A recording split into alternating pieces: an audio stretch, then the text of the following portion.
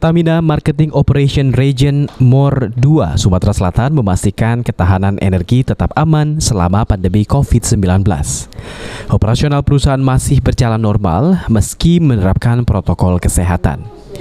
Manajer Media dan Stakeholder Management Subholding Commercial and Trading, Murti Dewi Hani mengungkapkan, adanya kebijakan pemberlakuan pembatasan kegiatan masyarakat (PPKM) tidak berdampak terhadap kegiatan distribusi BBM dan LPG yang masuk ke dalam sektor kritikal.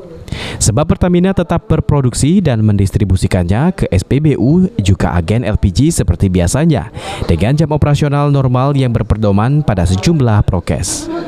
Selain itu, diprediksi konsumsi BBM dan LPG pada kuartal ketiga di tahun ini akan turun sebesar 5% imbas adanya PPKM. Hal ini disebabkan mobilitas masyarakat cenderung menurun dari biasanya jika PPKM diperpanjang. Bisnis yang tidak terdampak gitu ya, termasuk juga Pertamina gitu.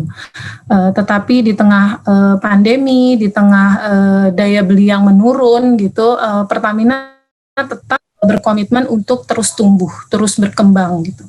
Kami punya dua strategi utama, konsolidasi dan ekspansi, dan kami juga punya 6 program utama. Kami bilangnya 6G. Kami punya Go Retail, Go Digital, Go Customer, Go Petchem, Go Solution. Sementara, Area Manager Communication, Relation and CSR RU3 Pelaju Palembang Siti Rahmi Indahsari memastikan operasional kilang Pertamina Pelaju berjalan seperti biasa atau tetap beroperasi 24 jam non-stop. Pola suplai crude minyak mentah juga tidak mengalami perubahan, tetap dikirim dari lokal domestik sekitar wilayah Sumbaksel melalui pipanisasi dan mekanisme ship-to-ship untuk sumber crude lainnya.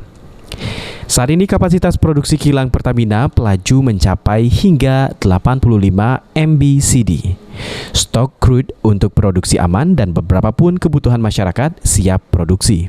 Apalagi lokasi kilang Pertamina Pelaju ini termasuk strategis sehingga kebutuhan berapapun dapat segera disuplai. Refinery Unit 3 untuk tahun 2020.